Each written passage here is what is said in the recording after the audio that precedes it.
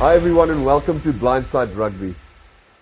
This program is 100% dedicated to schoolboy rugby, and we are going to take you behind the scenes, interviews with coaches, players, with parents, with old boys, and you, the die-hard fan. We are so honored to bring this show to you. We're going to take you deep into the background of what happens behind the scenes, not only at training, but take you off the field, take you to there where it gets real. For every schoolboy and every dream that we see happening weekend after weekend. Our idea with the show is to inform you, to educate you, and to excite you about the most watched rugby in this point in time in South Africa, which is schoolboy rugby. With me is my lovely co-host, Antoinette Hatton. She comes from a very rich rugby background. She's got 3 uncles that's played for the Springboks, Mona van Heerden, Wikus van Heerden, and Wikus van Heerden Jr. She's married to Marnie Hatton. His dad is the famous Driekus Hatton. So she's bathed into rugby every day. She's got 2 younger brothers. One has been selected this year for the Craven Week side for the Bulls. Her knowledge about the game, you will all understand, is absolutely impeccable. It's such a pleasure for me to welcome you as my co-host, and thank you for joining me on this amazing journey, Antoinette. Thank you for the introduction, Thijs. I'm so excited about Blindside. We're really going to go in depth in honest storytelling and have deep conversations and bring you an in-depth truth of what's really happening behind the scenes in South African schoolboy rugby. This, Thijs, Blindside, I believe, will form a community that's sometimes lacking. Absolutely. The man on your right is our good friend, first of all, a man that is well known throughout sport in this country for a massive contribution they do. He's the chairman and founder of South African Hall of Fame. Johnny Burger, thank you so much for all your backing, your love for this sport, and your absolute support in this amazing journey. And you're going to be my special co-host from time to time. I hope I can get you on set more than not. But you're so welcome, and thank you, Johnny, for joining us. Give us a little bit more on South African Hall of Fame. Thank you, Thijs. It's a privilege, first and foremost, for me to be a co-host on this incredible show. The idea was planted by you, and here we're sitting, reality. For those of you who don't know, Thijs himself won 3 Currie Cups. He played and coached in France, and he was director of rugby at Waterkloof, and so too at Olroos. So you will find out that his knowledge of this game is incredible. Yeah, it's an incredible privilege for me to be the chairman of the South African Hall of Fame. We're an organization that celebrates great achievements by extraordinary South Africans, and the main reason for that is so that we can inspire our youth. And then we want to empower them to holistically reach their full potential. We're an organization that believes that character will always supersede talent. And we, in our level 1 non-profit trust, we are providing scholarships to talented children without resources. And by default, that landed me right in the middle of schoolboy rugby. And when you came up with the idea, I really saw the opportunity where we can do in-depth, behind-the-scenes educational footage to inform and to excite the public out there. Looking at how parents think, how coaches think, how directors of sport think. So it's going to be insightful, it's going to be inspiring. We want to bring emotion to the table, and this is going to be a huge program which is going to excite every fan in South African rugby. Absolutely. We are at the wonderful Paarl. This is by far the biggest derby in schoolboy rugby on this planet. There's between 25 and 30,000 people at this event. There's more than 500,000 people live streaming this event from all over the globe. Last year's statistics of this specific game last year was reviewed over 3 million times. It is by far the biggest event of the year on the schoolboy calendar in terms of rugby. Whether they are number 1 and 2, which is absolutely a bonus, but whether they're 1 or 2 or 1 and 6 in the country, this day, this week, is absolutely fabulous in Paarl. And this is what, for me, this is the heart and soul of what schoolboy rugby should be about. We're now going to visit both these schools, to go and look at their rich history, and we'll be right back after this.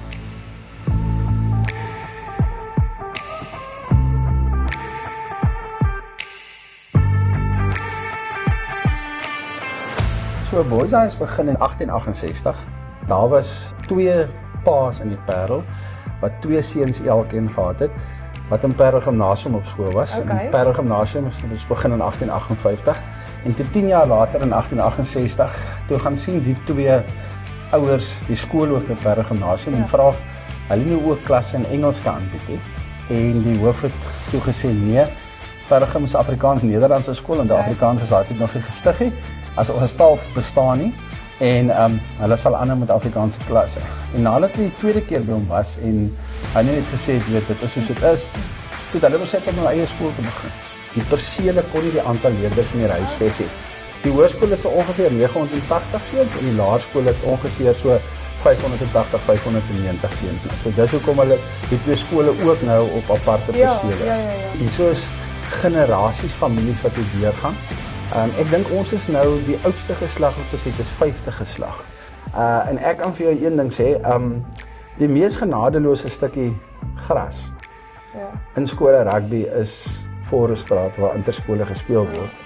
En die rede daarvoor is baie ouens wat heroes was in ander wedstryde in die jaar, raak zeros op daai dag. En baie ouens wat zeros was, raak heroes. En dis net as gevolg van 'n ongelooflike druk. Dit is nie normaal dat 'n hele dorp stil staan. Ja. En ek dink die feit dat jy die hele tyd terugkom, bewys, jy weet hoe baie dit vir jou beteken. Ja, en dit is spesiaal dit vir mense. Ja.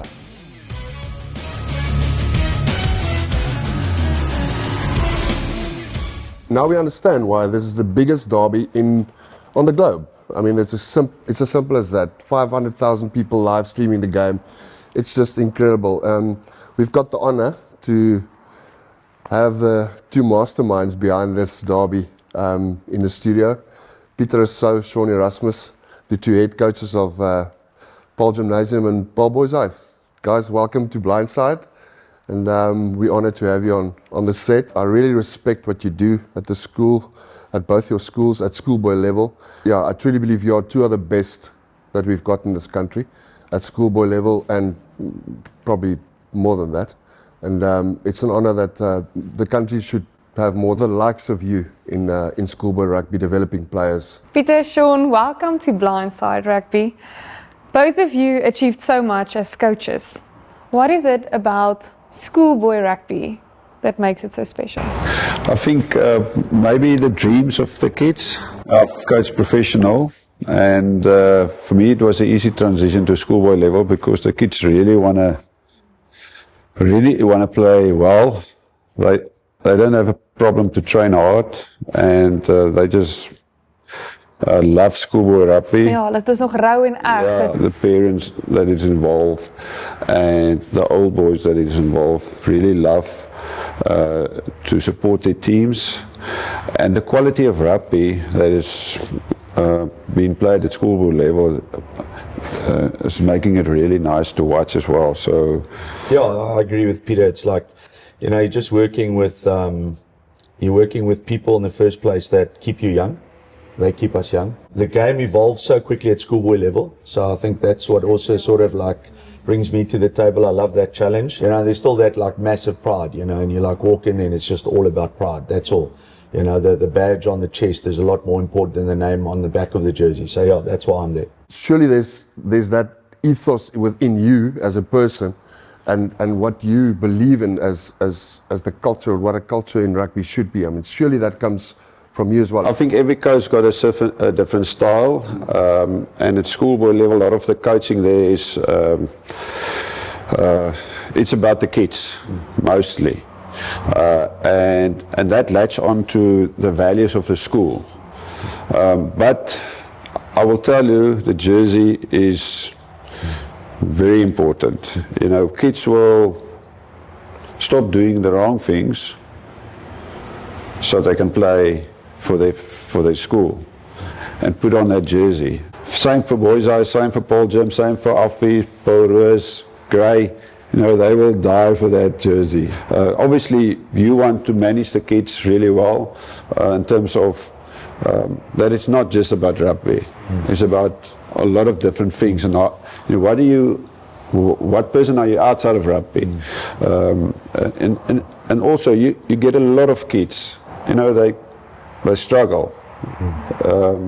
They come out of houses where parents may be divorced or they lost a parent, and you're the person they want to listen to or keen to listen to, because you're the coach, you're the rugby coach, and that's where they basically feel they can be themselves. So you got a lot of responsibility in terms of that, in terms of mentorship, how you can help kids off the rugby field. Ja, is die enigste konstante wat hulle het. Yes. Hulle opdaag vir oefening. I think we're pretty much aligned with our culture and our values. It obviously changes a little bit from here to there, but I think, we always talk about that family environment at Boys High. Like everybody says, when you read high performance books, everybody's like, rugby teams are not families, and we sort of go back and say, well, it's for us, it's different, in the sense that you've got a group of coaches that collectively have to implement a culture that serves the team in a way that they sort of keep on looking at you and going like, jeepers, but that doesn't happen at home, or that doesn't happen in my personal life, but yeah, it's okay. And like Peter says, with the power of that jersey and that responsibility to represent your school, we are able to instill some values and culture through that, where a player respects that authority. And people always say to me, like, what's the difference between coaching pro when I was at the Lions and coaching at Boys High and whatever like that? And I just think that sort of discipline and culture that's instilled, they're not saying that they don't have it in pro teams, but it's so different and so pure at schoolboy level that's everything. Like every weekend the stands are full. I think, you do have the power as a coach at school level to create a culture that teaches a lot of lessons, life lessons, and then gives somebody else that benefit and laugh later. That's fantastic. And that's why I asked the question. You can't explain what's happening this week. You just cannot. If you haven't seen it, you won't believe it. Ja, this is my first time. Ek wil sommer 'n jersey aantrek en ek sommer opdra vir julle. I think most of your pressure would probably consist of parents that are not that happy of someone not playing, or somebody not being in a side that maybe should have been in a side. How do you handle that type of pressure? Neil de Bruyn's just been appointed as our director of rugby. Neil and I coached at the Lions together, so it was sort of like a effortless transition for me, and I think he helps a lot with a lot of those pressures, which is quite nice to have that buffer. I've never had that before. It is tough a lot of times, but I think those are isolated incidents a lot of times. We try and always be fair and run it, according to the book as much as possible. It's hard for me sometimes because I like everybody to be happy. I like it to be a happy environment. I like it to feel like, you walk into a room and everybody's satisfied, but that's not always what it is. Everybody, when he comes in with that expectation, like, I'm good enough to play first team. I'm good enough to get a provincial contract. I'm good enough. And then sometimes, you might feel it's a little bit different in your team environment, or it doesn't work like that, or you want to develop him further. And then obviously you do have people that are unhappy. But I think, having a director of rugby then and a very good coaching group that work with me, we're able to close the door and sort of sit down and go like, okay, sometimes our selection meetings take 3 hours. We literally take out clips, we take out our GPS status thing, our conditioning guy comes in, our team doctor comes in. What do you think? Everybody sort of talks about how that team is selected in that environment. So you do get unhappiness, but I must say you also get a lot of support. A lot of people that sort of walk in and go like, we can see what you guys are doing, it's awesome, like, keep going. I like what you say. I mean, you don't, and I see a lot of coaches make the mistake in, and it's personal opinion, I mean, I can be wrong, but yes, there's emotional decisions sometimes, but that, I don't know, that's my opinion, that's not necessarily how you pick a rugby side. Peter, what's your opinion on that? So we have a lot of things we take into account when we select the team. I think out of my history playing professional rugby, coached professionally at the Bulls, I maybe tend to get less people telling me I don't know what I'm doing. We've been playing good rugby. Our team is playing well. We pretty much make most of the time right decision selection-wise. But I don't have a problem to have a meeting or what, you know, with a parent, and most of the time the kid will tell the parent, but he's not picked. But maybe he only picks up for 3 gym sessions in 6 months. But the kid don't tell that to the parent. We don't have a lot of problem with that. For me, the difficult thing is to tell a player, you know, I'm going to pick somebody else now. But that's the most difficult, because all the players got dreams, and a lot of the dreams are to play first team, but basically to play in the school's first team. So yeah, so that's not easy. A lot of the times, he's not necessarily dropped because he's playing bad rugby. And a lot of the times I tell the guy, you're playing good rugby, but the other guy's just playing better. Sure. We've got so many stories in our school for kids who were under 14D or C who played first team, or played under 19B who became professional rugby players, or even played for Springbok. So we just keep on telling their stories. So that must never stop you for, you know, trying your best and being the best you can be. And that's my next question, because I mean, in both your sides, if I'm not mistaken, there's 2 or 3 players in your side that didn't even play on the 16As. I think they played on the 16B or C side. Didn't even make Grand Como for that matter. In your side as well, there were guys not necessarily playing on the 16A or B side, and that's what I don't necessarily see at other schools. You actually put the effort into to have a 5-month process where you test players, look at players, go through different processes, and that's important for me as a rugby lover, to see that the guy that comes into a school and is playing on a 16Ds to still be encouraged that he's not necessarily out of the mix. He's still got a chance when he gets to senior level. Yeah, for me, I always say if a player play under 14D, conditioning and coaching mustn't be the reason why he can't play under 19A. So we try and make sure that, and I think that's where maybe we different to the northern school sides, is that we encourage everybody playing Saturday. It's not about trophies, it's not just the A or B side or C side. So we try and create that environment that to play rugby, because you love it, obviously you want to play highest as possible, but it's not if you don't play the A team, then I stop playing rugby. That to me is the crucial part and the crucial difference. I've been privileged enough to go to all the national weeks, Grand Como, Academy Week. Sean, I saw you there. And what was fascinating is the gap that is being just created between North and South at this point in time. That is why we created this program. We want to go and find out why. There must be something going on. I think some of your English rivals in the southern suburbs are catching on to what you guys are doing, because even that's progressing at a rapid pace. There's a shift that needs to happen fairly quickly up north. Otherwise, this gap is just going to keep on increasing. Is it more or less your DNA that you want to see, or your culture that you want to see come through from all the age groups, your skill sets, you know, that you want to see develop, or is that something that you sort of like lean on other guys to oversee? How do you approach that? Well, for me in the beginning, that was one of the things I had to do at Paarl Gym, is to create a sort of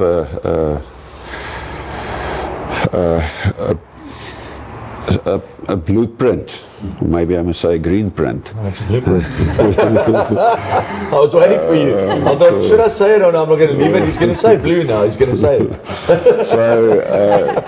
So the idea is to create that green print in terms that everybody more or less do the same. Yes. Every coach can he can do his own thing as well in terms of innovation, but he must try and stay more or less with the same structure.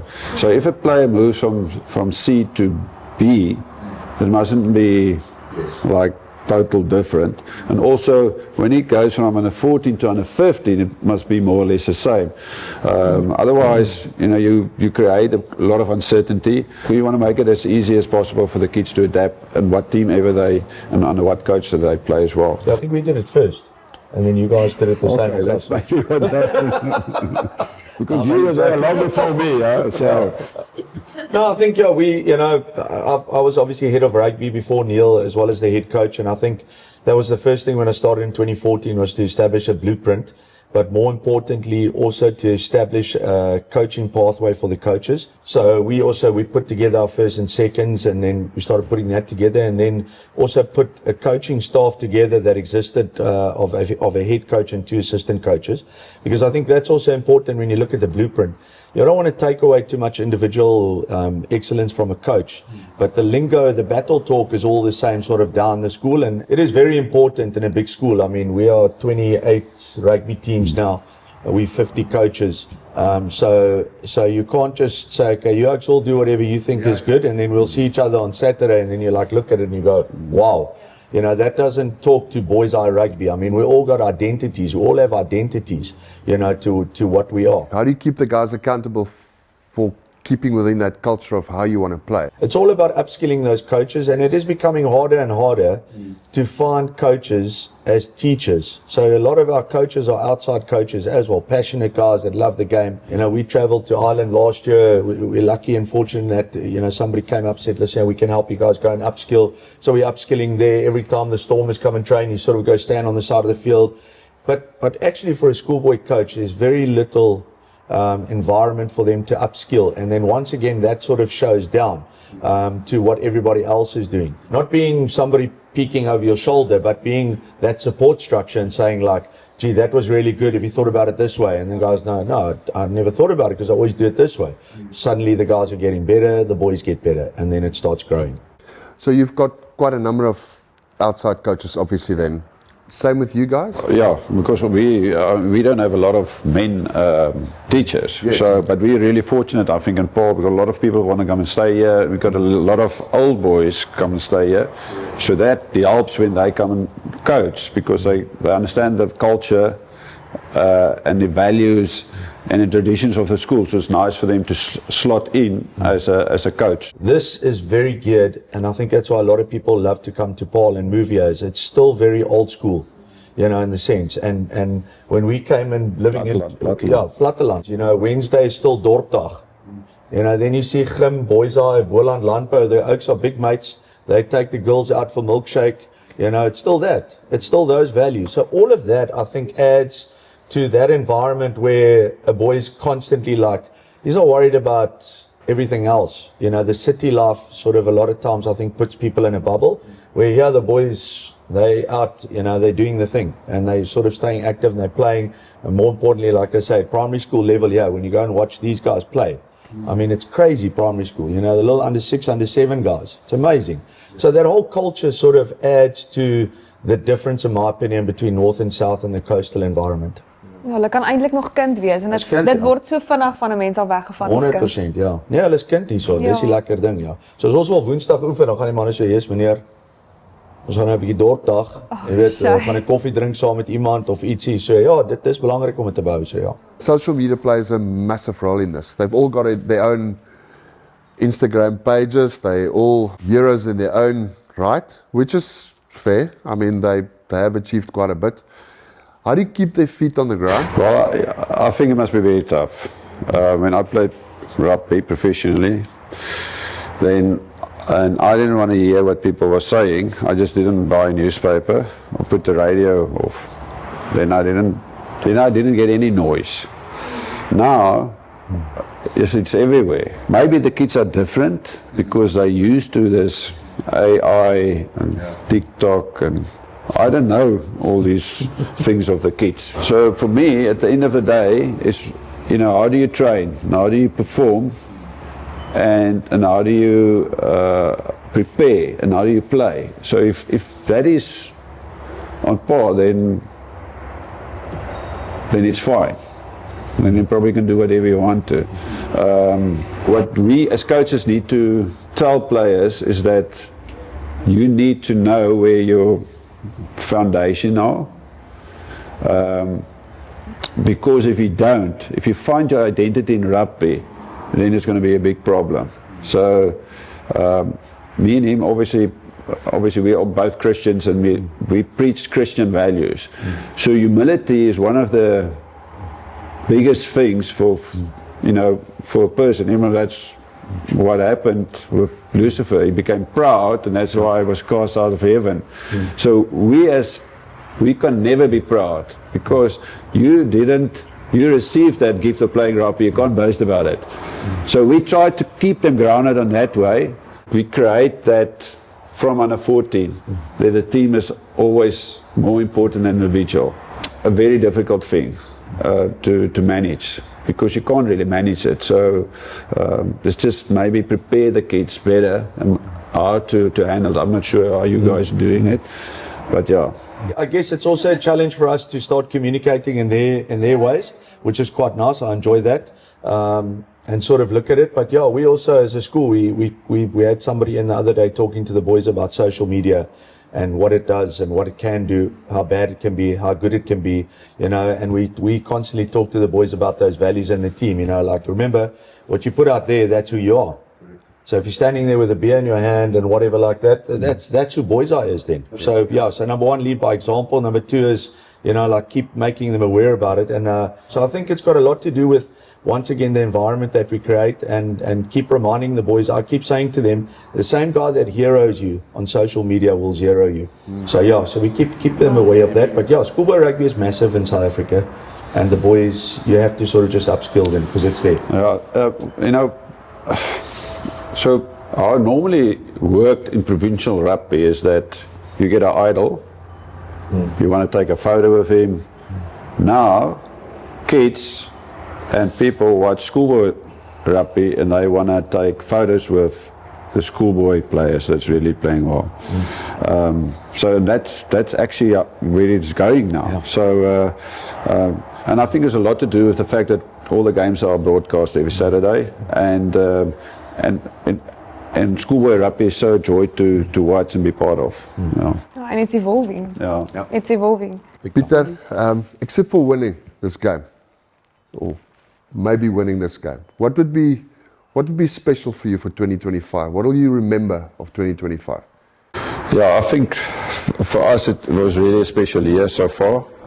I think a lot better than we initially thought. A lot of grade 8, 11 players made the step up, and the fact that we played some really good rugby, and we scored some really nice tries. I like playing attacking rugby, I know Sean as well. So that was really a great pleasure for me to be part of this team this year. Obviously, next week is a big game, and it'll be really nice to finish it off with a win. Likewise for Boys High as well. But at the end of the day, you do what you do, and what must be. So, but it was really a special year to be part of. Sean, for you, what about this derby makes it such a special occasion? I mean, obviously we all want to win that game. We want to win it for different reasons. We want to win it for our old boys. We want to win it. There's a lot of reasons. We all share similar reasons. I think it's second year with this team, and we keep talking about how our time is running out together, which is for me like hard. Because we went through a really tough time last year. Although we finished in the top 5 schools in the country, it wasn't what everybody wanted from us. It wasn't what was expected of all of us. But I say to people, there's been so much growth individually, and I always talk about that. I can remember 2 or 3 boys that gave their lives to God that year. I can remember things coming right for a lot of boys in family environments. I can remember out of that group, we had 5 or 6 boys that are now playing URC. So those things are, for me, highlights. And I know Peter as well, I don't want to talk on his hand, but I think we're very similar in many ways, although he doesn't like to hear it maybe, but we are similar in our approaches it's about the boys. It's a lot of times hard for us when I've seen Peter when he's lost, and Peter's seen me when I've lost, and we take a lot of shots for it. It's a big thing in this town, and we respect that. we respect that. We stand on that and we say we respect that. So when the team doesn't do well, we stand up and we say, that's us. We'll take it. We sort of go with it. But then I say to the guys, they don't see the work the boys put in. They don't see the behind the scenes. They don't see our boys getting up 5 o'clock in the morning and training. On top of writing exams, I mean, some of our results came through now in the term, and the guys came to me and said, sir, you know what, there's good news. Amongst all of us, there's good news. We're all back next year. I said, that's great news, because the academics aren't good. So there's so much that the boys do to get there. And then a lot of times people just look at them and go, they're arrogant and they're this and they're that and they're that and whatever. And let me tell you something, it's not easy to be unbeaten in this league. You've got to take your hat off to the boys, to the parents, to people that sort of just jump in and say, we're going to help you guys, we're going to make this happen. So for me, I'd love to see our boys being carried off the field on Saturday with a smile on their faces. I'd like to see the parents happy. I'd like to see their performance in the next 2 weeks create an opportunity for them later in life. And I hope to see them in 20 years' time with their son or their daughter coming to introduce them to me. That remains the pinnacle. On top of winning, that remains the pinnacle for me about schoolboy rugby.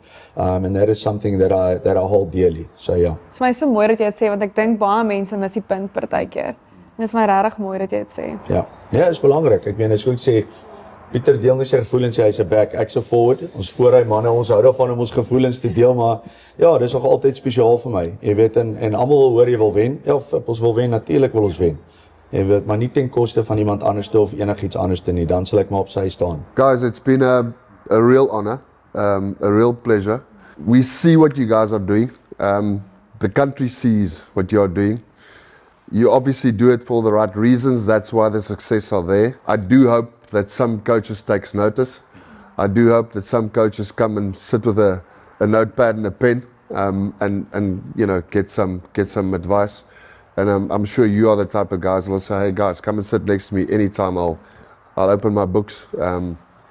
Thank you once again, guys. We've got a little tradition that we want to start at Blindside, being a friendly game that we are. You can be enemies on the weekend, but you signed balls before you got here. We've got an amazing partnership with Rhino, which you guys are played with on the national weeks. You saw the test matches. They're making inroads into rugby now. They are our partners as well, and you signed balls. We'll just take a couple of pictures with you guys handing each other one of those signed rugby balls, and we'll obviously keep one as well as memorabilia. May the best team win. When we come back, there's lots more to come. We do have blindside questions for the rest of our guests, so stay tuned. I want to be someone who people can look to and say that person is who I want to be when I grow up. People without dreams don't have anything to live for, and I would never want to do that. I wish that I could be able to achieve and prosper in the way my parents would love me to. You should just believe that you're going to make it one day. So many corporates that have come together to help children who need a future in this country. We've got to start thinking about our future generation. The whole pedal action is about hope, and we're going to pedal for change today. And the only way you're going to change South Africa is by investing in your future generation. Imagine we look back in 5 or 10 years' time and we see new Proteas or even new runners at the Olympics. Exactly. And their story started today. This is a day that's going to look after our future one day.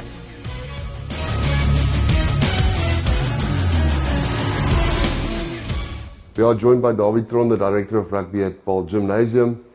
It's an honor for us to have you here. We've had some amazing interviews and discussions up till now, some very special people, and obviously your role at School Derby is quite a bit different from just coaching, and especially where you come from. I mean, you've been in the professional game for quite some time, coached in various countries.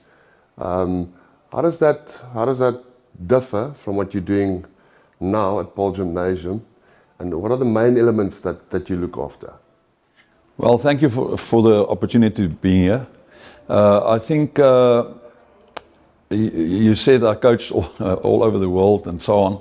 I've been in Japan, and I've been at the SA Under-20s and so on, and so that actually gave you the opportunity to work in a professional environment, And what we are trying to do here is to actually copy something of that. We want to create a high performance environment at school level.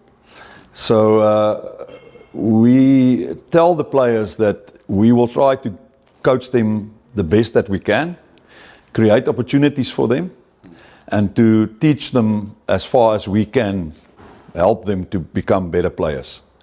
For us, it's very important that every individual is taken care of and that the person feels that he is important. Because especially at Paarl Gym, we haven't got like 500 rugby players. We got in about 200 from under 19 to under 14 level. And to compete week after week with the likes of Office Grey College and Paul Roos and those guys who's got maybe doubled that number, we need to look after our players, and I think that is one of the main things that we are doing and trying to achieve at Paarl Gym. There's other sports as well, although rugby is this weekend's pinnacle, but there's other sports as well. So one quickly forget that there's a handful of boys. There's something different happening down here, and it's really developing the talent that you are actually getting. Peter mentioned that there's a culture from him, from you, coming obviously from the top, and what they want to see when the boy gets to under 19 level. How do you keep your coaches accountable throughout the system to achieve that? Well, I think there's first of all, you need to work together in a very good way. You know, I think when I joined him, Peter was already there. He already had his blueprint in place. Over the years, I won't say that the blueprint stayed exactly the same, but my job is to really go and help from under 14 level straight through to build on that. To make it easy, I always tell people if they ask me, but how do you do that? Must the under 14s now play exactly like the under 19s? I think the culture is one of the most important things for us. When you look at the under 14s, guys like John Stemmet, who's very much involved in the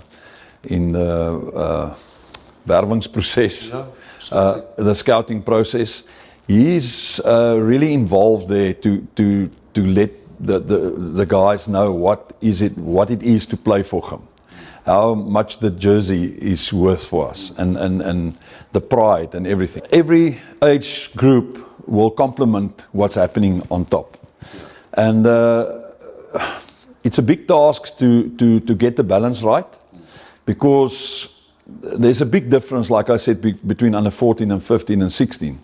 The guy can be the best under 16 coach, but he finds it difficult at under 14 level. Do you send coaches, do you send scouts to certain schools? Obviously you get a lot of people that want to come to the school naturally based on the achievements of what the school stands for. But do you have specific scouts that then go and look for talent and bring them to the school? John Stemmet is mainly the guy that goes to the junior tournaments and stuff. These days I hear a lot of guys saying, yeah, but you guys are buying players and you going around with a fat checkbook and buying players. I can guarantee you it's not the truth. There's a lot of guys, if you come to the school in the beginning of the end of the year, and the open days where all the kids can come and have a look at the school, and you see the numbers that comes in, then there's a lot of kids that wants to come to the school. And we try to build a brand and environment where the kids can feel safe, where they want to be part of something, and where they feel that they will grow and get better. So 99% of the kids that comes or the players that comes to Paarl Gym come and knock on the door and ask if there's opening for them. And I mean that, like I said, I think that's bred by what you are achieving. Parents aren't stupid. They are actually looking for a school that'll take their child literally under their wing and take what they've got and make them better. Most people are watching schoolboy rugby.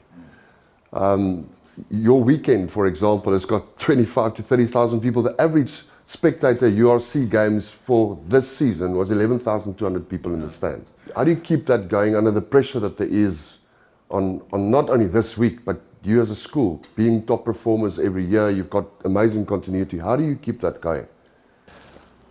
There's a couple of things that we can touch on when we come to that point, because first of all, some of the teachers at the school has been there for a very long time. They know what the culture of the school is. They know what the traditions are and so. And Paul who came in as the new headmaster, he's a phenomenal guy. So he just took it forward, and I think that is the main thing that every boy in the school knows, that we are here to honor the jersey. You put the school first, and the team that you play for first, and the jersey first, before you play for yourself. And if you can install that in every player, then that pride and that feeling of we are togetherness and we're doing it as a team for something greater. I think that is the whole thing that we want to achieve. And we can absolutely see that. We've looked at these two teams in absolute awe throughout this year. They've been phenomenal, deservedly number 1 and 2 in the country. There's no two ways about it. This weekend is different though. There's lots of factors that plays a role. It's not just another match. We know that. So what do you think? I think if it's dry, it will suit us best. I think we play a quick game, a high tempo. I think once our backline gets going and we get quick going forward ball, they're very dangerous. I've got a lot of respect for Boys High's pack of forwards. They got big players, so we need to move them over the park. I really think the guys that can handle the pressure the best, that on the day anything can happen. I mean, it's the small margins. If you think back, you can exactly remember that moments that it could have gone the other way. So I would say the guys that can stay calm and stay cool, disciplined, and take the chances. There's a saying that said, "You wants it more." I think that's the edge. Yeah. Look, you've got as far as I know, the referee has been announced. As far as I also know, not a very experienced guy when it comes to refereeing these types of matches. How do you feel about the referee appointed for this, and obviously the pressure that he's going to face? I mean, well, how I feel about referees is a story for another day. No, just joking. But how do I feel about this referee? I think it doesn't really matter. I believe that he will come into this match with the best intentions. As long as some of the other referees and the guys around him just help him to realize that it's a pressure cooker environment. It's actually more difficult than, I think it's more difficult than a URC game. Because here you've got two fanatical sides, people that really live and die for their schools, and old boys standing close to the field. And if you look at the guys after the game, old boys, in ecstasy if they win, and if they lose, in tears. There's so much emotion going on. So you've got to be ready for some banter from the side. Yeah. And they feel the pressure. And if you can handle the pressure, then it's just another game. Yeah. Look, Darby, it's been an absolute pleasure to have you. Thank you so much for being so honest about what you guys are doing. And didn't give too much secrets away, but we understand that you can't. And thank you so much for the time that you put in to these boys' lives. I think may the day long continue where you guys do this type of thing and this whole hype is created. And all the best for next year and the continuity that you want to create with us and the role that you play at gym. It's amazing to have guys of your caliber at schoolboy level developing talent like you are. I can just maybe, last point, and I speak from my heart when I say that I can't even say what privilege it is to be involved in something like that. Like I said, I've coached overseas. I've coached the S1E1s. I coached Griquas, and to work in this environment creates such a lot of satisfaction. The pride and everything. It's just a massive privilege to be involved. It is, and like you rightfully said, it is such a massive privilege to be a part of that. And thank you once again. It's been fantastic. Thanks. When we come back, we speak to the counterpart of Derby, Neil. Neil will be joining us right after this.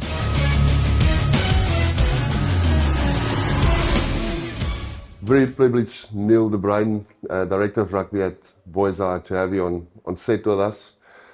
Thank you for taking time out of this incredibly busy week. I know you guys are packed with so many things at school, so thank you so much for being here. And it's a privilege to hear from the guys who are actually, we've spoken to the coaches of the sides, which have got their specific role, and it's a lot of pressure there.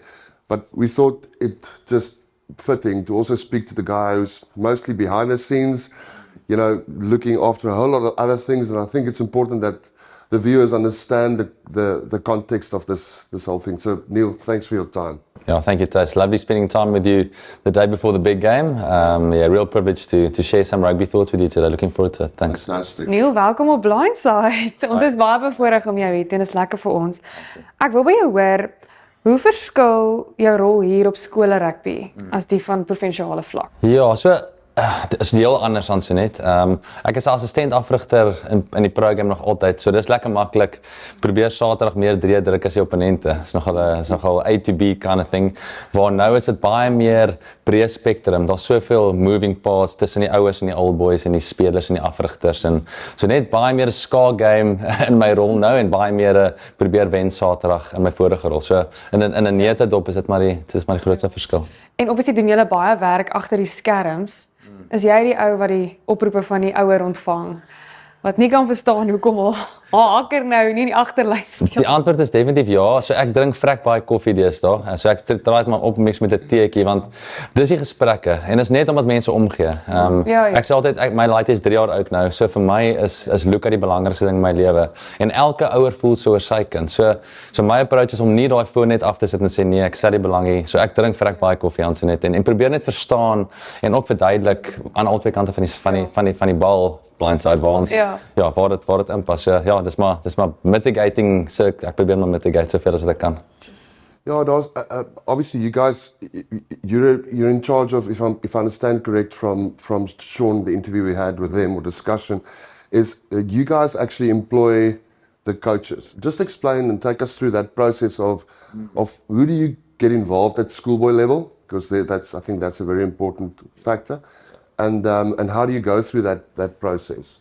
It's a good question. I've kind of started in the middle of the cycle where the coaches were already in place when I started at Boys High. So for me, it was about assessing what we have first, who the really quality guys are, how they work with the kids. So that's probably the most important thing for us is what's the person like first before the quality of the rugby coach. Obviously, that helps, especially with the A and B sides moving through the ranks. You need real quality there. And at Boys High, we're really privileged. We've got awesome teachers, first of all, which then make them good rugby coaches, because that's what it is. Coaching is teaching, just with a ball on the field, nothing different. So we're really fortunate. And then whenever there's a loophole, or we feel a hole needs to be plugged, or we need something else, that's when we start looking externally.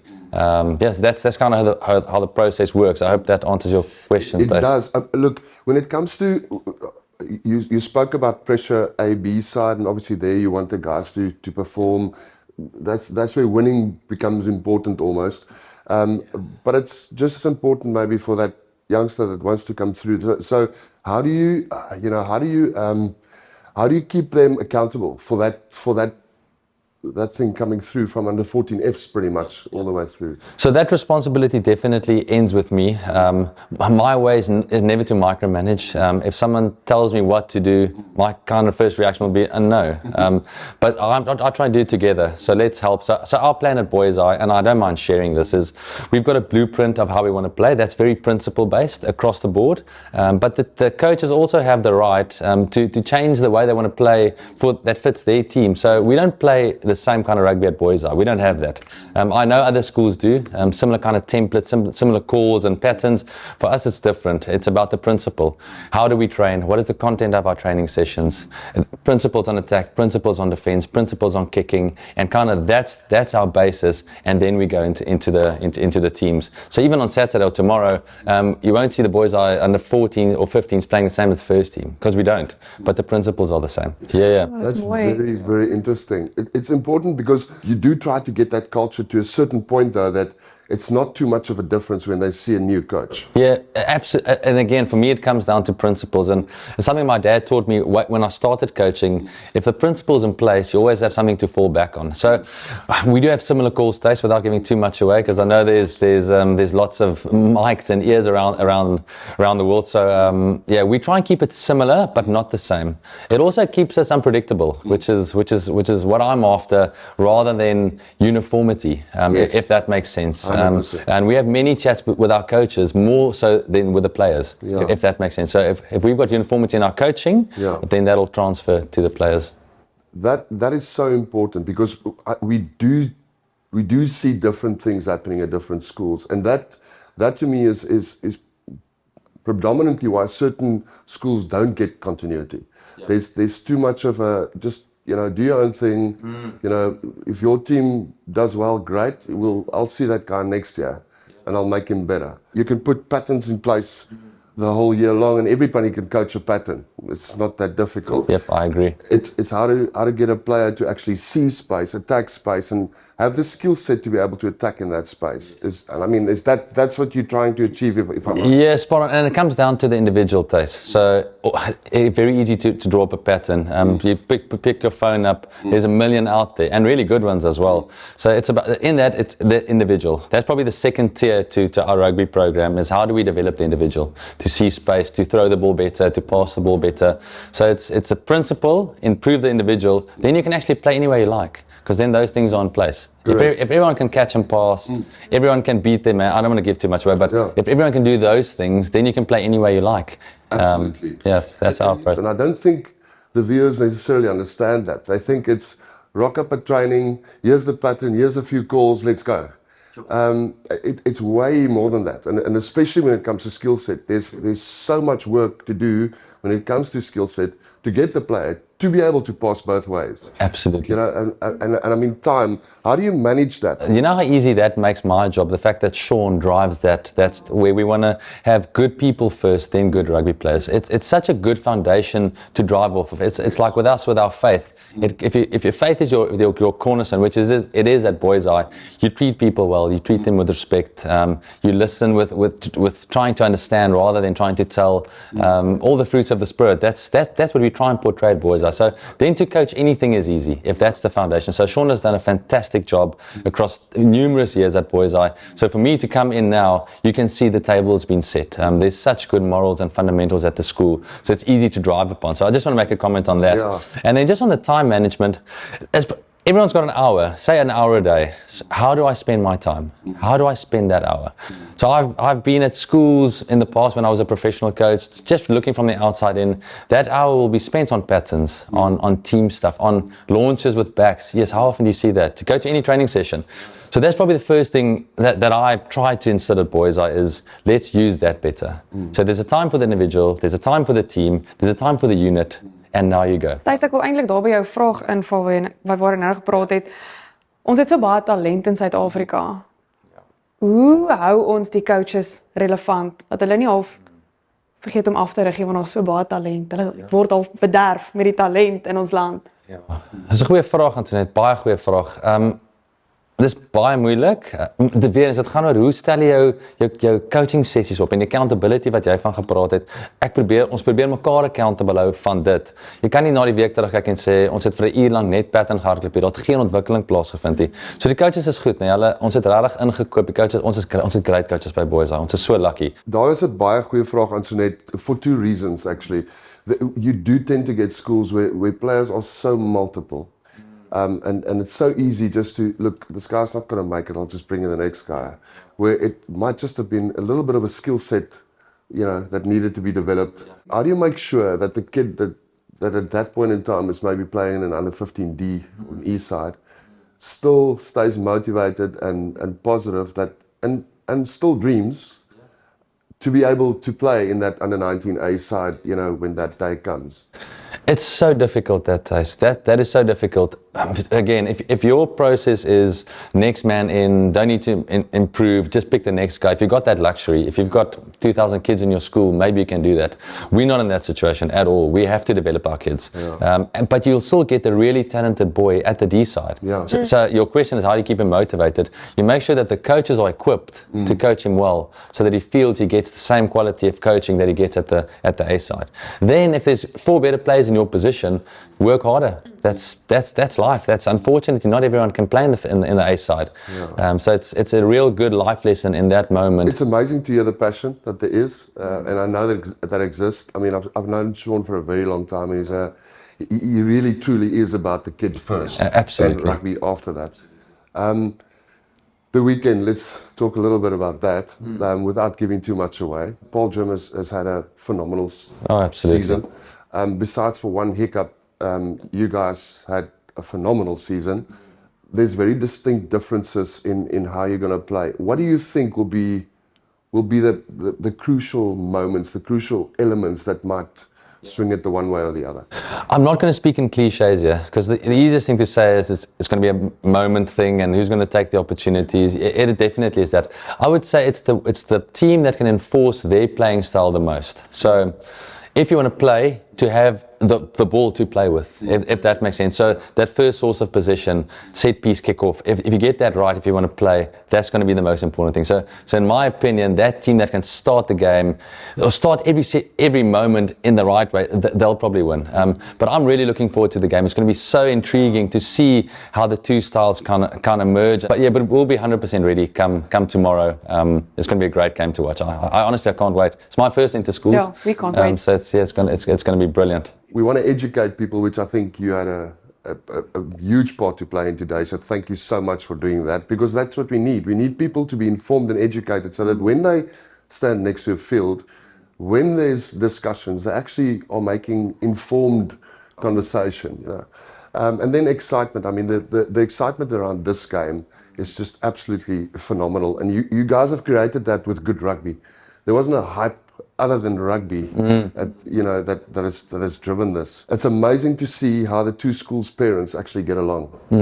It's a culture here that I think is absolutely incredible. In the schools, between the two schools, obviously you guys encourage there's a rivalry, but surely you encourage that camaraderie, friendships between the two schools as well. Yeah, there's always going to be that, and 51 weeks of the year, it's actually good. It's very amicable and everyone gets along.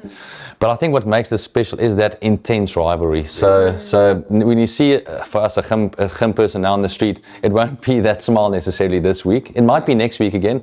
But if you lose that, then it becomes just a normal rugby game. And this is not a normal rugby game. It's not a normal town this week. Next week it will be. So we should never lose that. That intense rivalry, both want to win, but not at all costs, but with everything that we've got, we want to win this game. It's not just about winning. It isn't, but it's really important this week. So there's a really good rivalry and good respect between the two schools as well. We've had good conversations. There's no bad blood or malice, but this week there's a different edge, definitely. And that should always be like that. It's like when South Africa play New Zealand. Yeah. Correct. Or for us, blue against, not quite sure what their colour is, but they want to call it green. They want to call it green. So let's say blue against green. It's got to be intense. It's got to be really, really almost two horns locking. 100%. Last question. So build-up is there, everything is there. the game is done.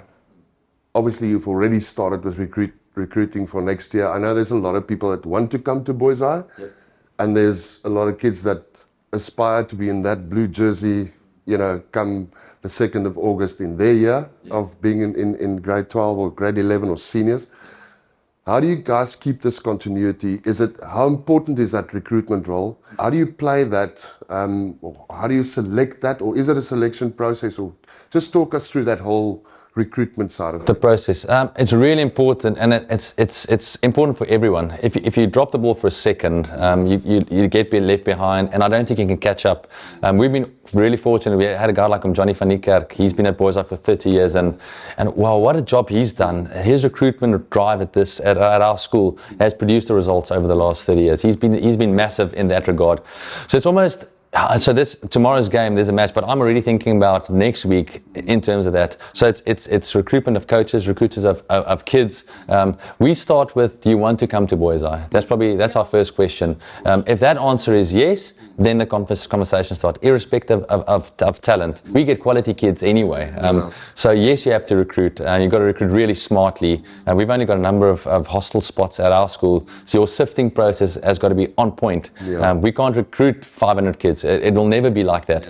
But it's about that, maybe 5 to 10 per year group that adds to your team, that makes you successful. If your son comes to Boys High, he will be developed as a person first. I guarantee. I've seen it for 9 months. I've got no shame in saying that as well. It's that's what we try and do. So that's our edge, which normally for the parents, if they have a conversation with us, that's what you want to hear. Dis mooi. Ja, ek het vir Sean ook gesê, dis my verskriklike mooi eienskap van julle. Dis lekker, né? Dis lekker om daar te kan praat in Boys High. Neil, that was incredible. Baie dankie, baie insightful. We are really grateful that you came. It's amazing to see what you guys are doing. The fundamentals of this game has always been respect each other, be kind, it remains a sport. Fantastic. Thank you so much, Neil, for being here, and we really appreciate your time. Yeah, really appreciate it. Thank you, Thijs. We visited the hustle and bustle with the old boys this week. There's so much happening, like Neil has said, during this week. The old boys is a huge part of this. We went and looked at a couple of old boy games, guys who think they can still play the game, guys that can definitely still play the game. So when we come back, that's where we will be taking you.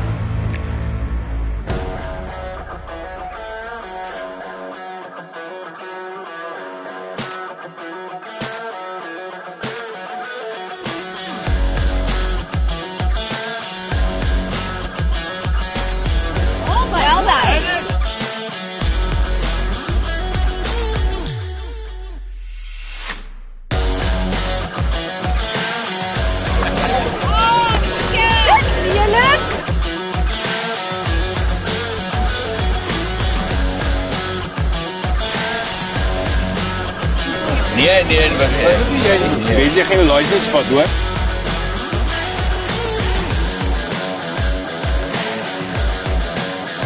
Cheers man, cheers.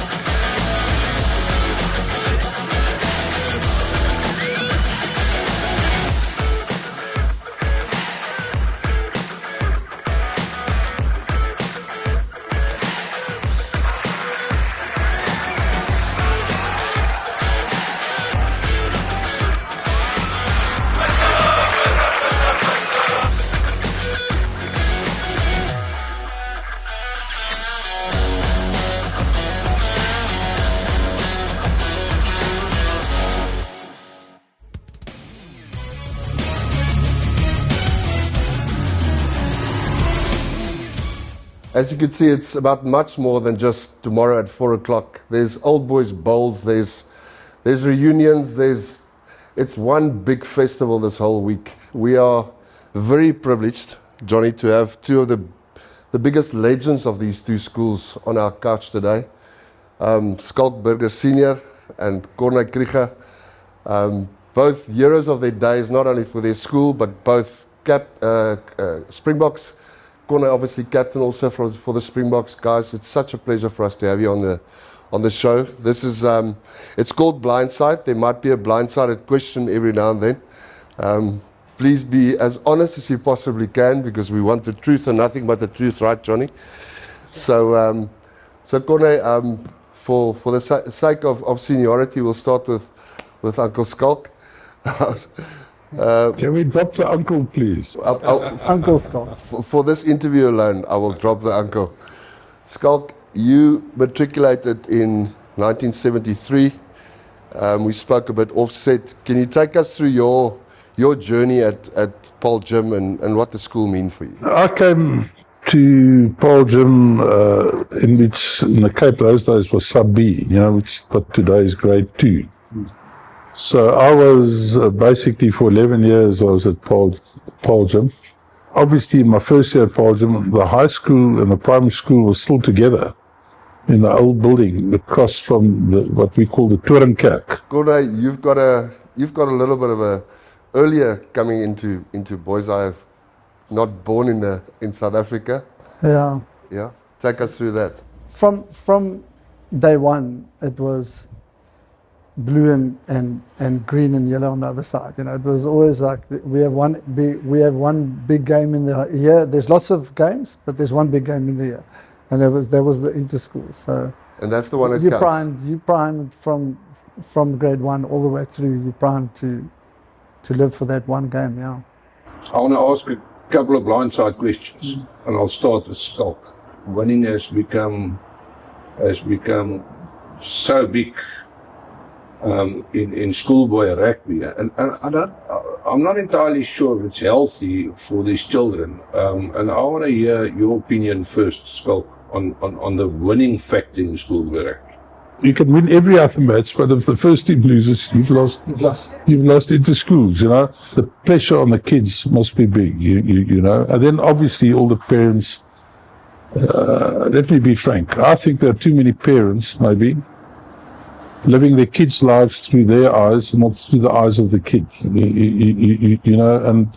But how do you balance it? Because the fame and the fortune and everything is what we didn't understand. Yeah, I agree with Skalk. When it becomes win at all costs, it becomes a problem. Our philosophy that we try and instill into the kids in Paarl Boys High is to say, yes, he's a first team player. How's his academics? But what kind of kid are we sending back into the world? You want to put a boy into the world that will be a great father, a great husband. There's much more than just winning in rugby. So that's the philosophy. But boy, the pressure's on to win. If you can say that's your philosophy, but if you lose 5-7 games in a year, you won't have a job next year. That's literally what it is. So there's a very fine line, and I think we're running on that line at the moment. And being a parent, it's gut-wrenching for me to see a first-team rugby player crying on the field because he lost. It's as if he's like lost it for the school, and it's still just a game. But I believe out of this, out of adversity, there is the opportunity to create greatness. You'll see the guys who can do it, and I think it's that balance.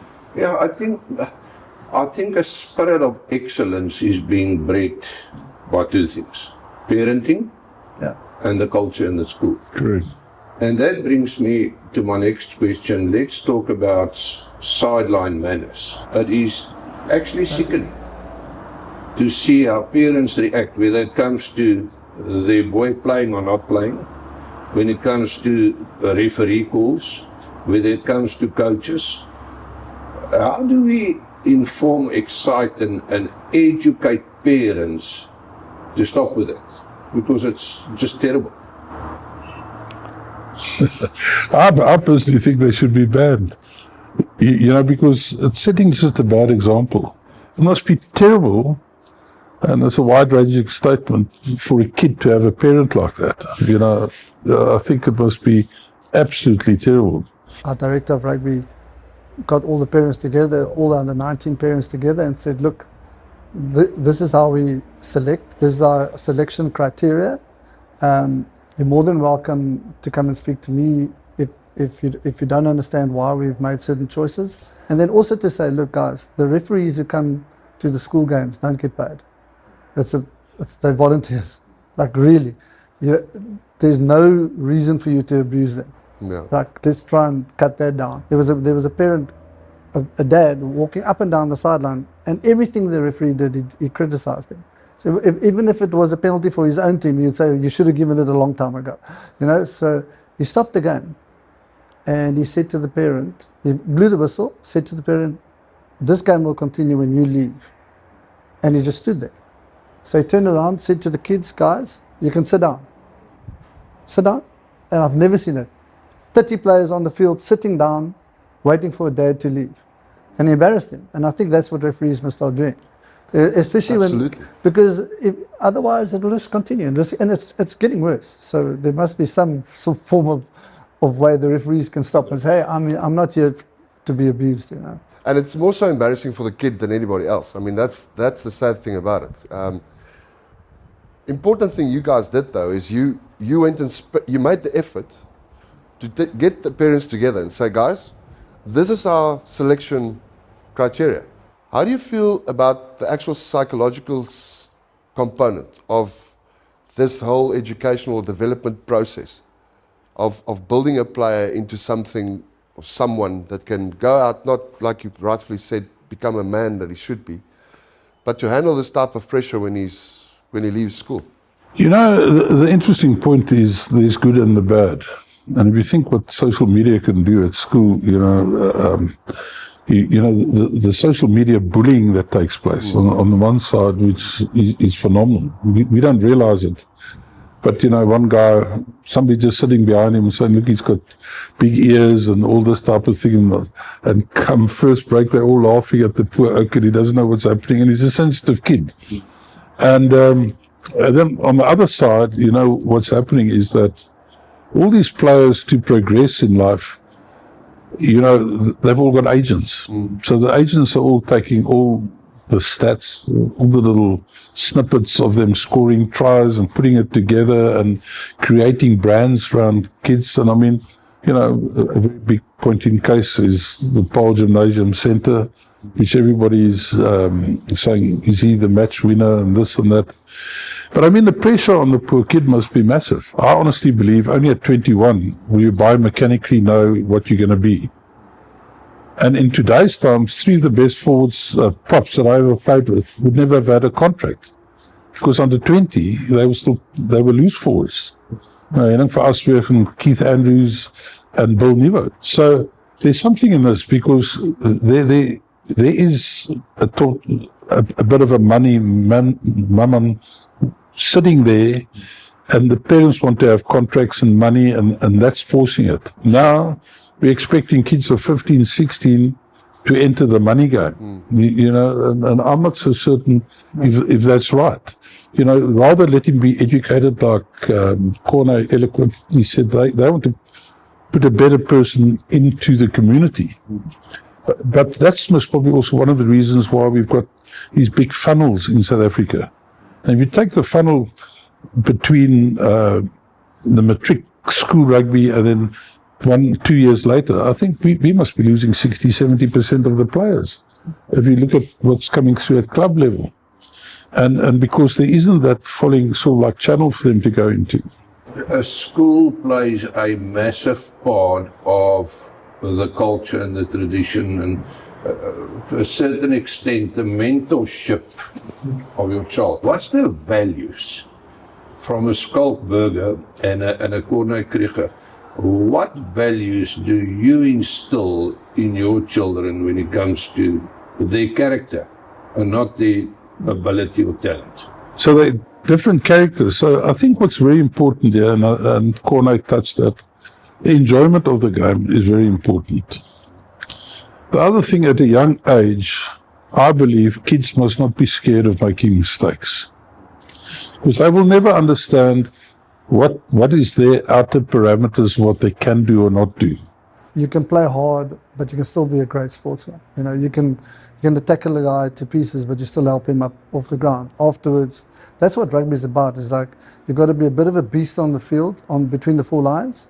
But once you walk off the field, that's where the friendship and the camaraderie and your togetherness comes in. But I've always said to my kids, hard work always trumps talent, unless talent works hard. So let's get closer to this weekend. Connor, you guys won in your matric year? Yeah. Skalk, you told us you had a record loss. A record loss, which was only broken. Well, 73, it took my son in 2002 to break the 13-point diff. And just remember, our days, the price was still 3 points. So it was a serious loss. Historically, there's only a 5-point difference in at the end whistle. So this is as close to test rugby as you could possibly get. You talk about pressure. Don't want to ask you what the score is going to be, but surely there's you've got your own predictions on this. How do you think it's going to go? Skalk, you've answered all of them first. I just love inter-schools. And if you talk about this year, there's also another thing. Beware the dream team. There's always there's been a bad omen. Now, you never want to be the dream team. So everybody's trying to make Paarl Gym the dream team this year. If I had to be a betting man, my money will be on Boys High. Because through the years, what I've been having a look at it, obviously a lot of my gym mates will shoot me with a good shot in rifle being winter already. But, it's just such a fantastic day, and walking out of there afterwards. It's funny how there are no fights after the matches. The parents and everybody, we all mingle because, you all go through the gate out and stuff.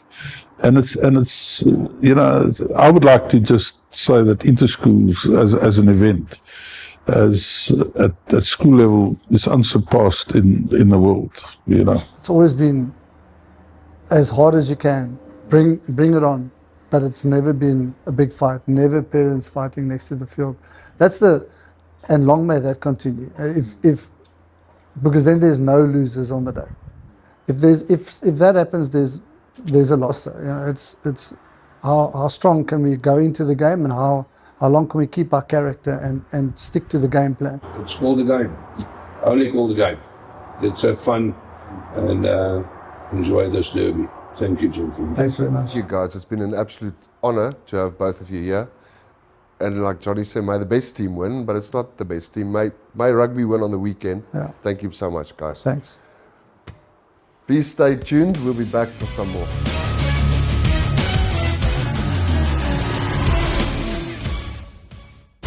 We celebrate great achievements by extraordinary South Africans so that we can inspire our youth, and then we want to empower them to reach their full potential. We are here to celebrate history. He who has a big enough why can bear with any help. They will leave behind a legacy. We will never stop creating hope for our future generation.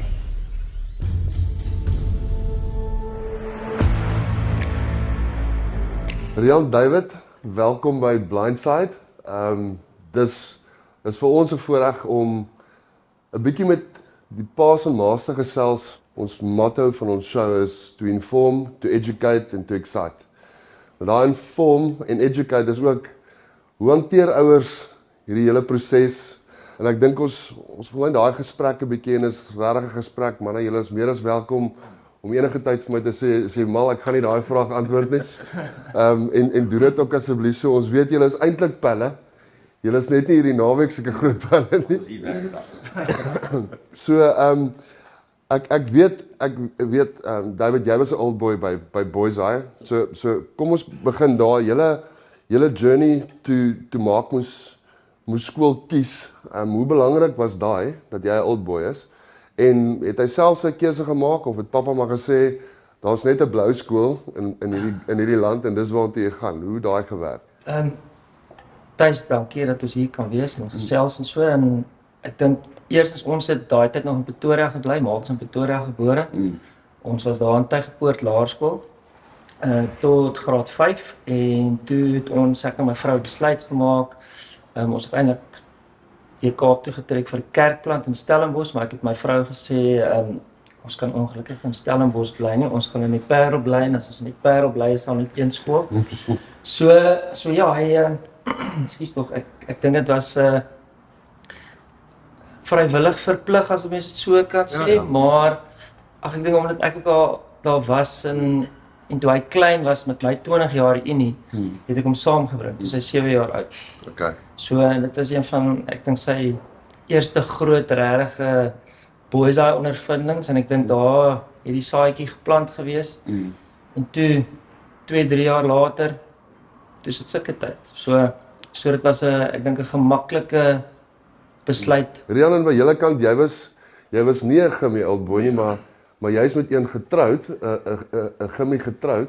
Ja, ons ding het, ons journey het eintlik baie nice begin. So my kinders, ek in Charlie Hofmeyer gewees, Ceres is 'n baie goeie skool. En my 2 oudstes is in Charlie Hofmeyer gewees op Ceres, omdat ons daar gebly het, en die laerskool was Laerskool Gericke. En waar die al 3 was, en ons was hier by 'n rugby toernooi gewees, onder 12 dink ek was Quentin hulle, wat ons teen Kleingym gespeel het. En Quentin was die dag daar en sy ma daar op die paviljoen gesit, wat ons nou 'n ou gimmie is, wat nou eintlik in 'n hart wens vir iemand die net gim toe. En toe Quentin op die paviljoen by haar kom sit, en toe sê hy, maar kan hy na die skool toe kom? En Quentin is al van daai tyd af, as hy sy mind op 'n ding gesit het, en hy het 'n besluit gemaak, en hy's gim toe, en sy ma was baie opgewonde, en van daar af het dan net 'n baie mooi journey vir hom begin en geloop, en dis waar ons nou vandag is. En tyd is vinnig, tyd is vinnig. En dis die een kommoditeit wat hy ou nie het nie, want dis die volgende vraag. Hy's nou deur hierdie journey. Ek meen julle albei se seuns is in matriek. Dit was 'n incredible journey vir almal. Was hulle albei van hulle van onder 14 af A-span spelers, was dit maar hulle journey, of was daar so hier en daar wat hulle dalk 'n B-span gespeel het, of? Kan ek maar antwoord? Dat die amper sê ek wenpaar antwoord eers. Dit is nee, toe Quentin graad 8 toe gekom het, dit is ons nou die COVID jaar gewees, so hulle het toen so 1 of 2 games gespeel en toe sit COVID, maar Quentin het 'n baie mooi journey geloop by Paarl Gym, so hy het sy eerste jaar gaan proewe speel, en hulle het toe besluit of 'n Quentin van 8ste man wat hy laerskool gespeel het by Gericke te skuif center toe. Toe die jare na het skou het verby alles, en hy het center gespeel. Hy het center gespeel saam met Marcus onder 15A, en net voor interskole, 2 games voor interskole het die flank seer gekry, toe sê hulle dit is tyd, hulle gaan vir Quentin terugskuif vorentoe. Van daar af het sy ding geloop, hy is toe onder 16A flank gespeel, en toe laas jaar was hy baie bevoorreg gewees om ook gym eerste span te speel, maar op slot. Van jaar is hy bevoorreg om in die posisie te speel waar hy wil speel, wat hy 8ste man speel vir gym, so hy so sy hele loopbaan het hy in die A-spanne gespeel. Kyk, Slotte is die intelligentste ouens op 'n rugbyveld, dat ons dit mekaar, so daai jaar wat hy daar spandeer het, of die paar games, jy gaan sien, dit vorentoe gaan dit vir hom baie beteken, dat ek net nou al sê. So, en julle kant, David? Nou, ons het dieselfde onder 14 jaar gehad, 3 wedstryde basies, en toe sit klaar met COVID. Onder 15 het hy bietjie A, bietjie B, bietjie A, bietjie B. En toe het hy so, ek dink 2 naweke voor die interskole het hy sy knie seer gemaak, en hy kon ongelukkig die interskole speel nie, hy sou die loskakel gewees het. Knieoperasie, gelukkig nie te ernstig gewees het, was die kruisligament of so ietsie, maar meniscus. Maar ek bedoel, dit was basies maar 9 maande rehab, en onder 16 begin, onder 16B gespeel, goed gegaan en so, maar soos die mannetjies mos, hulle wil ons maar A-span speel en gefrustreerd, aanhou werk. So onder 16B, en toe laas jaar onder 19C, en maar net, my advies aan hom altyd was, if you want it, jy moet aanhou werk, en jy doen jou praatwerk in die 4 lyne. Ek kry sy geleentheid by Noordsuid, en ja, en die rest, net daar vanaf geloop en hy het sy kans gebruik. So ons is 'n bevoorregte jaar. En ja, soos ek sê, wat 'n jaar vir al twee die spanne. Ek dink dit is 100% op Meriete is hulle nommer 1 en 2 in hierdie land. En ek wil amper nie sê wie's 1 en wie's 2 nie, want ek meen daar's 'n paar goedjies wat gebeur het wat dit baie maklik andersom kon gehad het. Kom ons praat gou net so 'n bietjie oor ek noem maar die influencers binne in die skool. Ons het 'n baie goeie skillskurs daar by ons, Gerry Visser. En hy het die eendag net daar vir my, hoe hulle in die parkeerarea van Burgstraat gekom en sê maar luister, kan hy bietjie met maak werk? En ek het gesê, "Yes, asseblief, dit sal wonderlik wees." So en hy het al so 'n journey met maak gestap en dan laas jaar sy onder 19C coach, daar's Stefan van der Merwe. Wonderlike ou het ook net vir hom toegelaat om homself uit te leef en foute te maak en te leer uit die foute. En hy het hom ook beter gemaak en op hierdie journey hierdie jaar gesit. En ek bedoel, hierdie jaar was dit net ongelooflik met George Earl daar, so David Sadi, Neil de Bruin en Sean. En hulle almal werk met hulle op 'n persoonlike vlak. Want ons nog om Johnny van die kerk wat heeltyd met die manne werk en hulle opbou en boost en so, ja. Paarl Gim se struktuur en rugby struktuur laat dit toe dat daar meer rolmodelle deurkom. Daai tyd ek dink dis 'n job wat David Tron baie goed doen, wat die afrigters en die bestuur van die rugby en die goed baie goed doen. So Sekonde se eerste jaar absoluut Jan stem dit. Ek het baie respek en baie tyd vir hom wat vir Quentin ons sy vlerk geneem het graad 8 toe hy in die skool inkom. En van daar af is dit aangepas na meneer Gideon toe. Meneer Gideon is 'n jong onderwyser gewees. Seker nou nog, sorry Gideon, 'n jong onderwyser nog steeds. En toe Gideon onder 15 weer die rol oorgevat en onder 16 het hulle mos nog gegaan na meneer Okkie toe. En daar begin Okkie 'n bietjie ons moet nou ons moet nou manne raak. Ons moet nou step up, want volgende jaar gaan jy in 'n onder 19 stelsel in en alles word nie daar met 'n lepel gegee nie. Jy sien dit op 'n lys hoor jy is op tweede span toe. Jy's dit. En daar kom Helmut en Pieter in wat twee ongelooflike afrigters is buite wat op die veld gebeur. Die goed rondom, hoe hulle die seuns manage, die druk van die seuns afhou, hoe hulle one-on-ones met hulle het. So vir daai twee afrigters het ek baie respek. En dan het meneer Keenan wat nou altyd die spanbestuurder by die juniors is, hoe hulle die juniors van omdat onder 14 en onder 15 is dit 'n vrag seuns van oor die hele land wat by mekaar kom om daai ding af te skud. So daar Paarl Gim, as ek nou Paarl Gim se hele onderwys van die onderwyseresse en onderwysers wat hier is op die skole betrokke is, speel so groot rol. Ek sê altyd vir hulle, moet my nie bel as daar 'n moeilikheid is. Bel my voor die moeilikheid kom. Dan kan ek dit uitsorteer. Ek sien dit baie by van die ek wil amper sê van jou meer prominente rugby skole. Ek wil amper sê dis iets wat ou mis, maar jou beste afrigter, jou ou by die naaste is aan pedagoog wees en regtig paas speel, moet eintlik daar by die onder 14s rondhang. Ons dink altyd dis die ou wat die eerste span moet afrig. Ek is heeltemal 'n ander siening daaroor. Die volgende vraag is seker maar meer persoonlik, maar 'n pa se hart in die week. Ja. Hoe loop hy? Ek dink jy kan hier begin. Nee, ek dink jy het al ene voor my gehad laas jaar. Ek het nou die dag vir iemand gesê, as ek klaar is, gaan ek 'n boek skryf om 'n pa te wees van 'n hoërskool rugby seun. Dit is op en af, want jy, as ons nou spesifiek net oor die interskole praat, obvious almal wil wen en almal wil hê daar moet die groot beserings wees, maar jy as 'n pa se belang begin maar eers by jou kind. Toe ons net nou hier stop, toe dink ek myself, ons is nou in die Paarl, dit begin nou.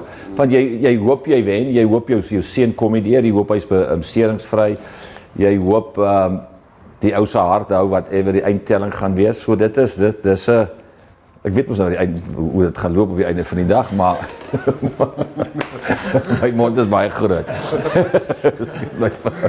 Ek stem so baie saam met wat Rian sê, ook as jy nou hier inry in die Paarl en is net die streamers en is net die verskillende kleure van die skole, ek bedoel, dit is net 'n heeltemal ander atmosfeer. Ek sê altyd vir mense, ek kan nie vir jou verduidelik nie. Jy moet dit kom beleef, want dis rugby, dis hockey, dis skaak, dis landloop, dis letterlik alles en almal kry geleentheid om te kompeteer in hierdie week te mekaar en dis net iets so spesiaals.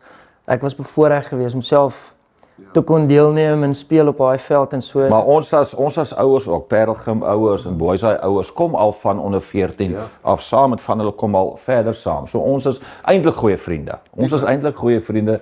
Van die baie mense wat buite staan, beklei weke daarna nog, oor wie moes gewen het, die skeieregter het dit gedoen, en die ene het dit gedoen, en ons is na die tyd, Saterdag sal ons nou nie so mekaar groet en daar los, maar na die tyd gaan ons 10-1 by mekaar kom en chat, so ons as ouers wat nou al 'n lank pad onder 14 kom, is eintlik goeie vriende, en in 'n mate ondersteun ons mekaar ook, want ek weet waardeur hy gaan, en hy weet waardeur ek gaan, en net so is dit met die seuns, die seuns is as hy 4 lyne kom, Saterdagmiddag 4:00, is dit maak of breek. Hulle weet dit en hulle is so ingestel want hulle speel vir hulle skool se try, maar hulle is op die einde van die dag is hulle baie goeie vriende. Ons was nou bevoorreg geweest om Kruiweek toe te gaan vir jaar en die hele Boys High span is daar geweest. Hulle afrigter ook. So ek moes dit sê. Ek dink van die grootste emosies gebeur van die veld af en ek dink is 99% van die kere ouers en old boys wat wonderlik is, want dis wat hierdie week so fantasties maak en spesiaal maak. Julle is maats 51 weke van die jaar, ons weet dit. En die 52ste week ook as jy eindvlakkie klaar geblaas het. Dis ook reg so. Maar ek wil vir julle sê baie sterkte. Dit was 'n regte voorreg om julle hier te hê. Dis vir ons 'n voorreg om te sien hoe julle kinders ontwikkel is. Hulle was talentvol toe hulle in Boys High aangekom het. Ek dink hulle is deur van die, as ek dit nou so moet noem, en ek praat net van hulle senior jaar, julle is bevoorreg om 2 van die beste talentontwikkelaars seker in hierdie land op skole vlak en julle skole te hê. En ons het dit vir hulle reguit gesê ook, ek dra nie doekies al. My kind is nie hier en hy kom ook hier na toe nie, so ek mag sê wat ek dink. Hulle is regtig fenomenaal en baie sterkte vir julle albei vanmôre, vir die mammas ook. Ansonet gaan nou hierna 'n bietjie met hulle gesels en ek dink mamma se rol is heeltemal anders waarskynlik as 'n pappa se. Maar baie dankie ouens en baie sterkte en ek wil nie sê mag die beste span wen nie, want ek en Johnny het verskillende opinies oor die goed. So, maar op die ou einde mag hulle, dis hulle laaste wedstryd in hulle skole se trye, mag hulle die beste ervaring daarvan hê van ons kant af Blindside en mag dit vir hulle die belangrikste ding wees wat hulle onthou. Dat die dag vir hulle mooi was, wen of verloor, dat dit eintlik is 'n samevatting is van hoe amazing hulle jaar was, of hulle jare was in die onderskeie skole. Baie sterkte manne, ons sien vir julle môre by die game. Ansonet gaan met die mammas gesels, en ek is seker daarvan ons gaan 'n paar interessante goedjies daar ook hoor.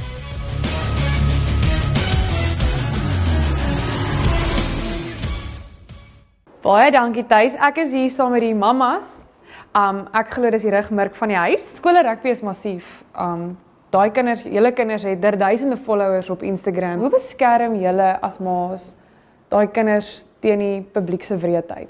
Dis 'n baie moeilike vraag, want dis nie iets wat jy as ouer kan beheer wat ander mense sê nie.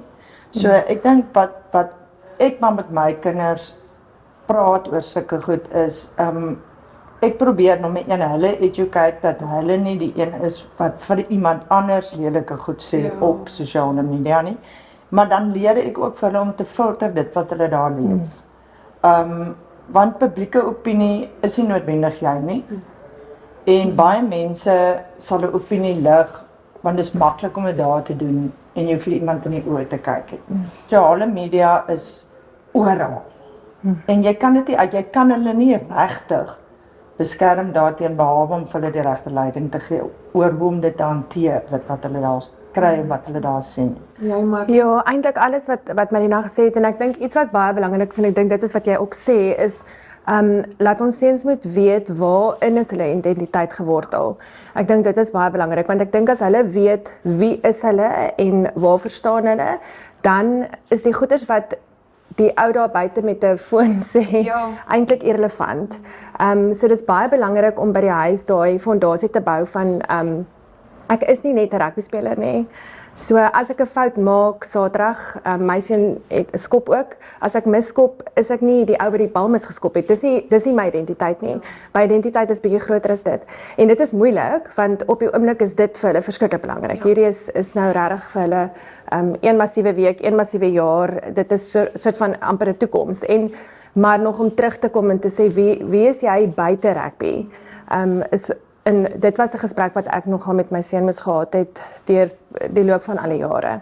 Is jou identiteit lê nie spesifiek in rugby en jou identiteit lê ook nie in jou skool nie.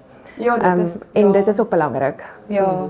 En dis ook 'n manier hoe mense hulle grounded hou, is om te weet waar lê jou identiteit. En dis baie mooi wat jy sê, dit kan nie in rugby gevind word, dit kan eintlik in niks gevind word. Ja, en dit is 'n moeilike gesprek want wat beteken dit as ek dit sê? Het is maklik om te sê waar lê jy, maar wat beteken dit? So dit is nogal belangrik om daai gesprekke te hê van gaan skryf neer wat is jy anders as 'n rugbyspeler.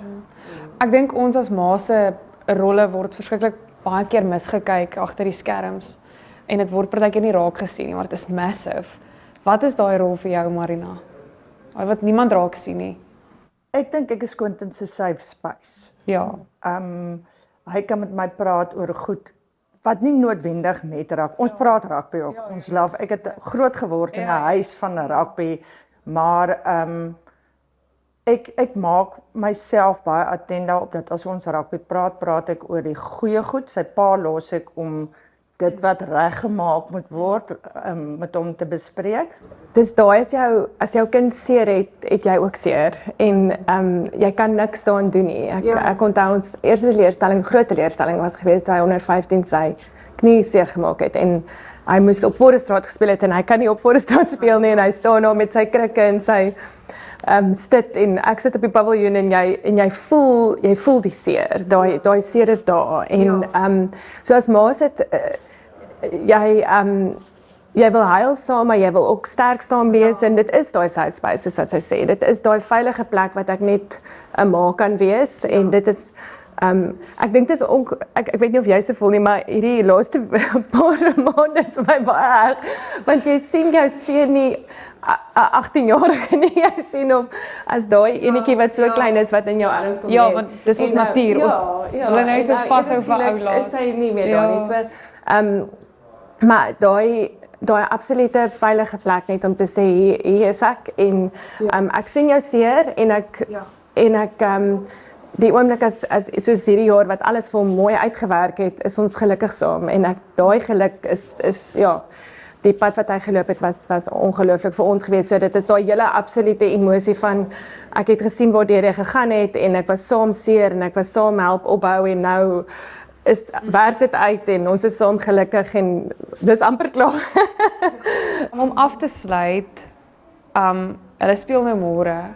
As jy nou met Quentin kan gesels, wat is die laaste ding wat jy vir hom sal sê voordat hy op daai veld draf? Ek sê altyd vir Quentin, wees dankbaar dat jy daai try oor jou kop kan trek. Hy het die ongelooflikste journey by hom gehad en môre is nou 'n laaste vir ons. Wees dankbaar want dit was mooi en dit was goed. En nie almal het daai ongelooflike voorreg wat jy het nie. So geniet dit. Los jou hart op die veld. Ek sê dit altyd vir hom, los jou hart op die veld. As jy afgaan, moet jy nie spyt wees oor jou game nie. Dis mooi, is baie mooi. En jy vir Mark, wat sê jy vir hom? Ja, die trotsdeel kom altyd by my op. So ons is net, ek is ongelooflik trots en op hom. En so net vir hom te sê ek is trots op hom en go and have fun. Môre is die laaste. Ek weet nie wie gaan die meeste huil nie. En speel vir jou mense. Môre moet hy speel vir meneer Pieter en meneer Helmut, meneer Marnus. Almal wat hierdie hele journey en elke gimkin wat daar staan vir jou cheer. Ja. Ek dink daai ding is iets my sussie se seentjie is nou graad 2 in Klein Boys en hy is elke Saterdag daar met sy blazertjie aan en sy das en dit is sy neefie wat speel en hy is die trotste op daai neefie en hy staan nou en sing dieselfde skoollied en ek dink ons seuns besef partykeer nie daai kinders dis hulle heroes. Ja.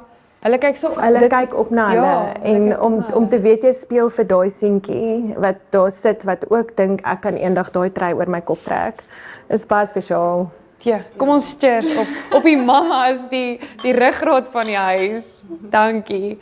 Ons gaan 'n bietjie gaan kyk wat in die strate aangaan. Dit is mal.